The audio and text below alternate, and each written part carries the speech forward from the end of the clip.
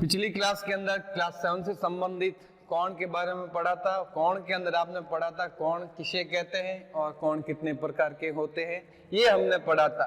आज उससे संबंधित कुछ कोण हैं, उन कोणों के बारे में जानकारी लेंगे या उसको हम पढ़ने का प्रयास करेंगे।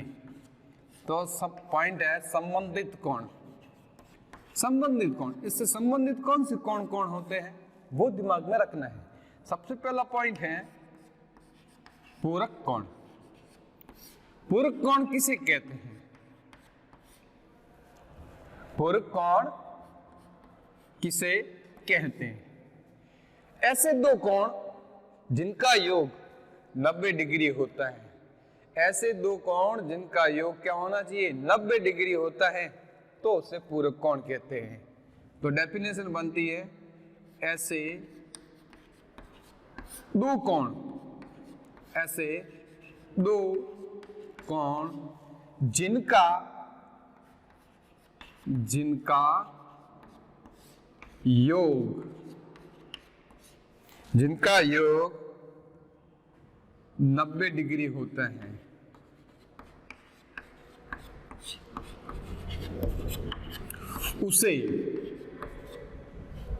उसे क्या कहते हैं? पूरक कोण कहते हैं। पूरक कोण कहते हैं। अब देखो, एक चित्र के माध्यम से इसको समझने का प्रयास करेंगे। पूरक कोण का मतलब ऐसे दो कोण जिनका योग कितना होना चाहिए? 90 होना चाहिए, उसे पूरक कोण कहते हैं।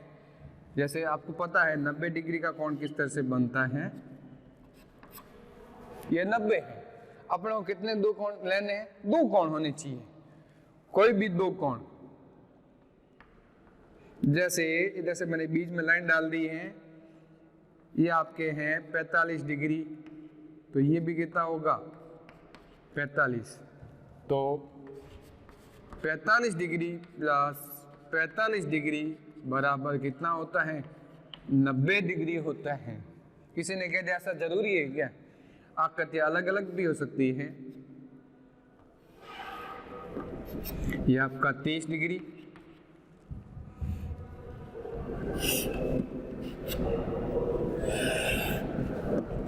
ये आपका है 60 डिग्री। इन दोनों की जोड़ करते हैं तब कितना डिग्री का आता है? 90 डिग्री आता है। उसे ही क्या कहते हैं? पूरक कोण कहते हैं। यह है पूरक कोण की परिभाषा। ऐसे दो कोण जिनका योग 90 डिग्री होता है, उसे पूरक कोण कहते हैं। एक चित्र मैंने एक साथ समझाया, फिर मैंने कर दिया अलग अलग। एक 30 डिग्री का, एक 60 डिग्री का, दोनों का योग 90 डिग्री। एक 20 का बना दिया, एक 70 का बना दिया। कुल मिला के दोनों का योग कितना होना चाहिए? 90 होता है, तो वो कहलाता है पूरक कोण। ये है संबंधित कोण के अंदर पहला कोण था पूरक कोण के बारे में। अब हम पढ़ेंगे दूसरा पॉइंट, दूसरा कोण, जिसका नाम है संपूरक कोण। क्या नाम है? संपूरक कोण। संपूरक में और पूरक में फर्क क्या है वो ध्यान रखेंगे। सेकंड पॉइंट है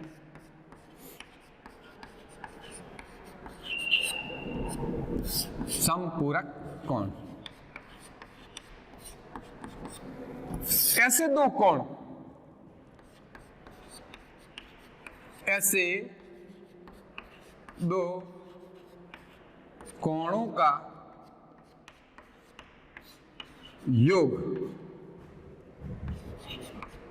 ऐसे भी लिख सकते हो, ऐसे दो कोण जिनका योग 180 डिग्री हो, या ऐसे दो कोणों का योग 180 डिग्री हो,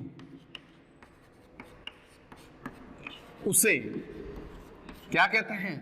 संपूरक कोण कहते हैं। संपूरक कोण कहते हैं।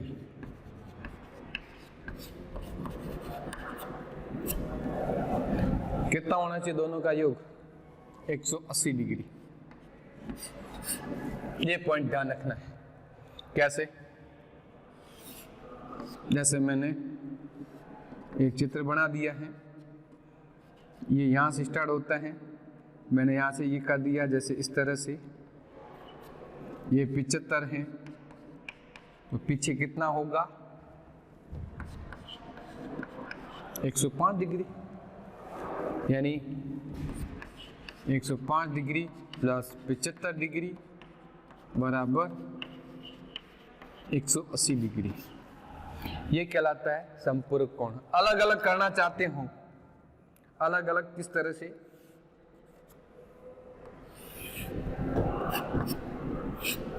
ये बना दिया आपने 120 का, कितना 120 का, और इधर से आपने ये बना दिया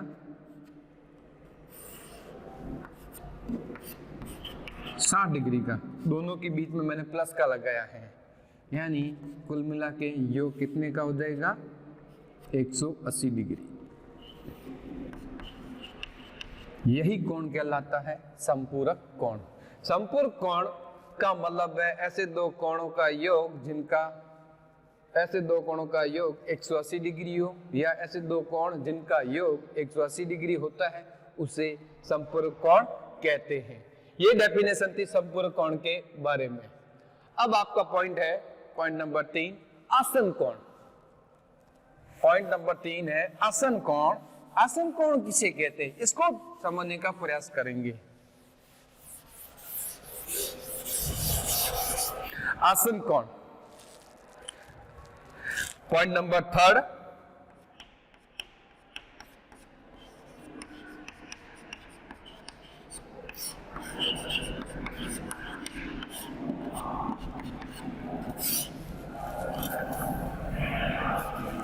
ऐसे कोण या ऐसा कोण जिसमें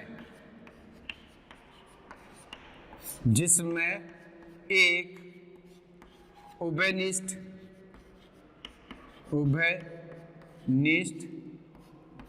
शीर्ष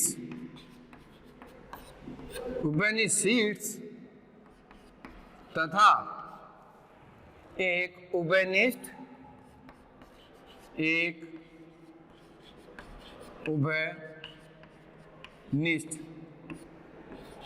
भुजा होती है, एक उभयनिष्ठ भुजा होती है। क्या कहा मैंने, एक उभयनिष्ठ शीर्ष तथा एक उभयनिष्ठ भुजा होती है, परंतु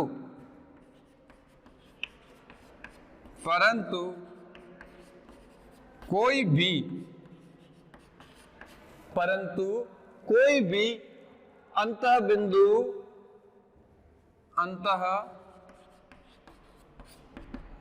बिंदु उभयनिष्ठ बिंदु नहीं होता है। उभयनिष्ठ बिंदु नहीं होता है।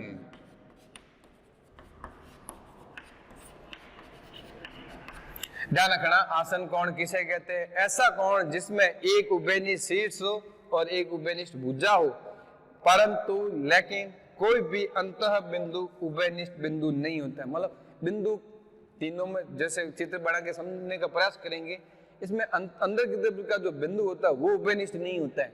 एक ही बिंदु से तीन रेखाएं निकलती है। कैसे बनता है चित्र को ध्यान रखना है। जैसे ये बिंदु है, एक ये तरह एक किरण, इसी तरह से दूसरी ये किरण, और तीसरा जैसे आपने बना दिया इस तरह से ये ए, ये बी और ये सी और बिंदु ओ। इसने क्या कहा, एक उभयनिष्ठ शीर्ष। उभयनिष्ठ शीर्ष तो यही है, ठीक है। तो लिखोगे इधर उभयनिष्ठ शीर्ष। शीर्ष बिंदु एक ही होता है, एक ही बिंदु से निकलता है। एक ही बिंदु से कितनी किरण निकल रही है, तीन। एक, ये दूसरी, ये तीसरी, यानी ओ ए, ओ बी, ओ सी। ये उभयनिष्ठ शीर्ष में तीन बिंदु निकलते हैं। एक ही बिंदु से तीन किरण निकलती हैं, तो उभयनिष्ठ शीर्ष क्या हुआ आपका, ओ। जबकि साथ में एक और का है, एक उभयनिष्ठ भुजा हो। उभयनिष्ठ भुजा का मतलब देख लें, ये भुजा कहलाती है उभयनिष्ठ, यानी जब मैं इसको छोड़ता हूं तो कौन बनता है, बी ओ सी। यदि इसमें छोड़ता हूं तो ए ओ बी, तो इसका मतलब देखो इन दोनों कोण ए ओ सी के अंदर उभयनिष्ठ भुजा कौन सी हुई?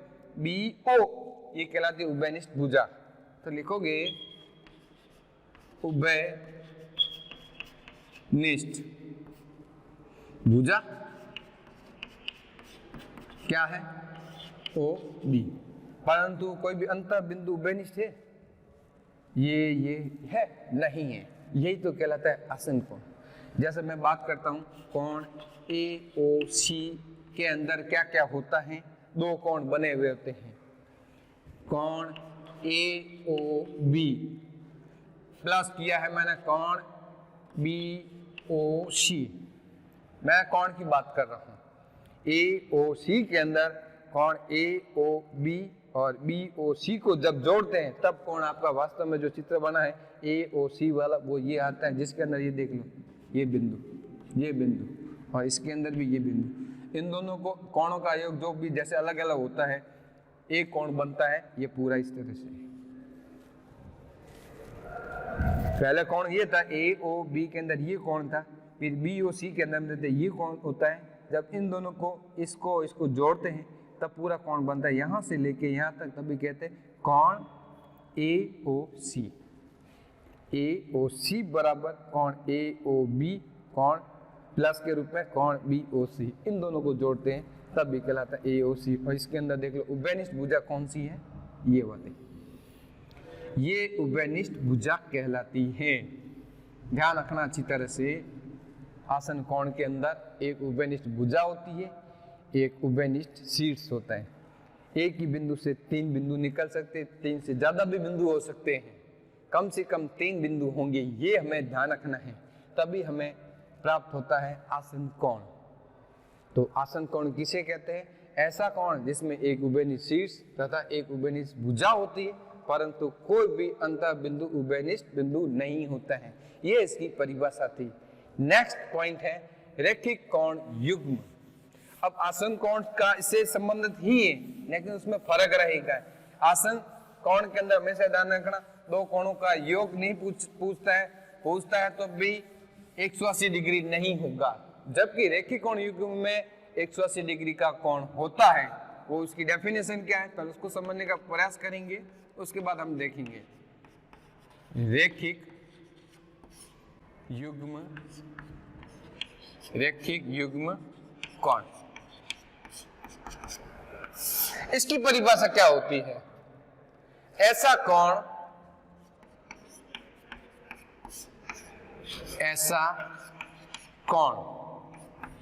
जिसमें रैखिक युग्म कोण के अंदर परिभाषा है ऐसा युग्म या कोण, ऐसा कोण जिसमें युग्म का मतलब होता है जोड़ा, युग्म का मतलब होता है जोड़ा, जिसमें आसन कोणों का युग्म लिखना है। युग्म की जगह आसन कोणों का, आसन कोणों का, आसन कोणों का युग्म होता है।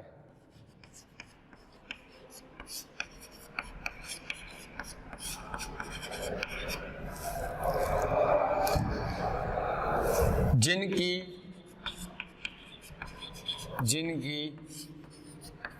वे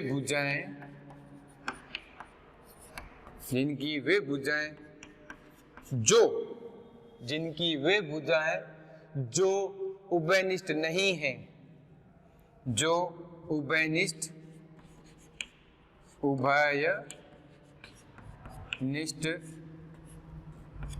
नहीं है।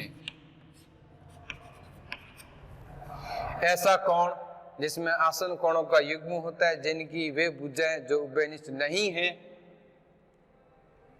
विपरीत दिशा के आगे है, विपरीत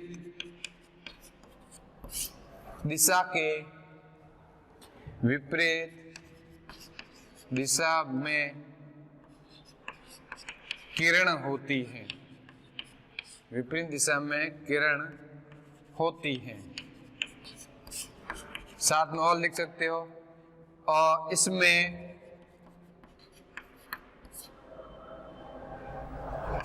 कोणों का योग, इसमें कोणों का योग 180 डिग्री होता है। ये थोड़ा ध्यान रखने की बात है। अब देखो, ऐसा कोण, या ऑब्लिक में लिख सकते हो या युग्म, क्योंकि हम बात करें रैखिक युग्म कोण के अंदर ही बात करें, ऐसा कोण या युग्म जिसमें आसन कोणों का युग्म होता है। जैसे अभी पिछला पॉइंट पढ़ा, पॉइंट नंबर 3 के अंदर, उसमें जैसे युग्म होते हैं, जोड़े होते हैं, इसी तरह रैखिक युग्म कोण के अंदर भी जोड़े होती है, जिनकी वे भुजाएं जो उभयनिष्ठ नहीं होती हैं, वो उभयनिष्ठ नहीं होगी, होती है आसन कोण से संबंधित, लेकिन कुछ ऐसे दो किरणें होती हैं जो विपरीत दिशा में निकलेगी। विपरीत दिशा में किरण होती है, जो विपरीत दिशा में क्या निकल जाती है उसकी किरण कहते हैं। रेखा नहीं कह सकते, रेखाखंड भी नहीं कहेंगे, हम कहेंगे किरण, क्योंकि स्टार्टिंग पॉइंट तो देता है, दूसरा जो बिंदु होता है वो कंटिन्यू चलता है, एक एरो के रूप में हम बनाते हैं, शो करते हैं, जिसका मतलब तो वो एक किरण है। और इनके दो कोणों का योग कितना होता है? 180 डिग्री होता है। ध्यान रखें किस तरह से।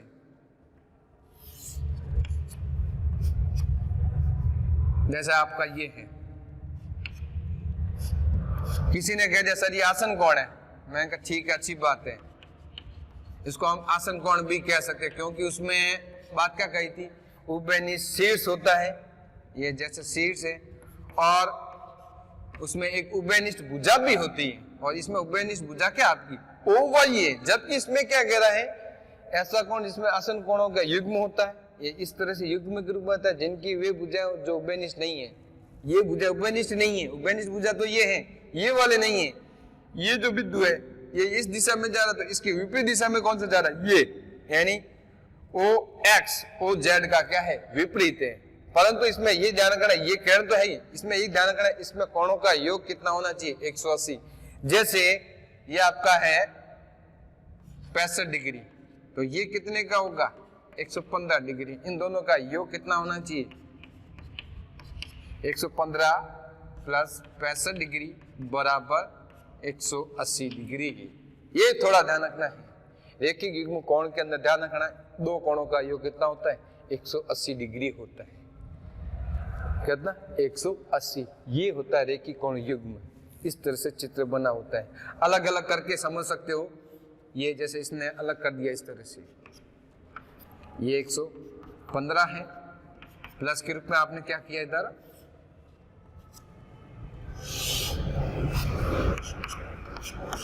ये 65 डिग्री, कुल मिला के योग कितने का होगा, 180।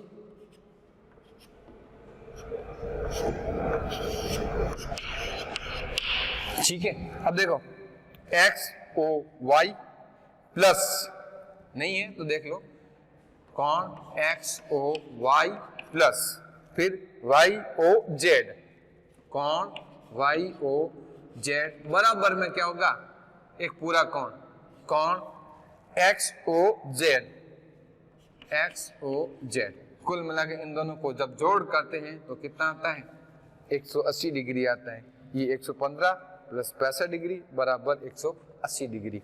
इसीलिए इसी कोण को, इस कोण को हम कहते हैं रैखिक युग्म कोण कहते हैं, जो एक ही सीधी रेखा होती है, सीधी रिजु कोण जिसे अपन कहते हैं। कोणों के प्रकार के अंदर हमने पढ़ा था रिजु कोण या सरल कोण, एकदम सीधा होता है लेकिन उसमें एक उभयनिष्ठ भुजा निकलती है, जो दोनों कोणों का योग कितना बनाती है, 180 डिग्री के कोण के बराबर बनाती हैं, तो उसको कहते हैं रैखिक युग्म कोण कहते हैं। ये हमारा संबंधित कोण के अंदर पॉइंट नंबर 4 था। इससे संबंधित और कुछ जानकारी हम पढ़ेंगे, वो नेक्स्ट क्लास के पढ़ेंगे। Okay, thank you.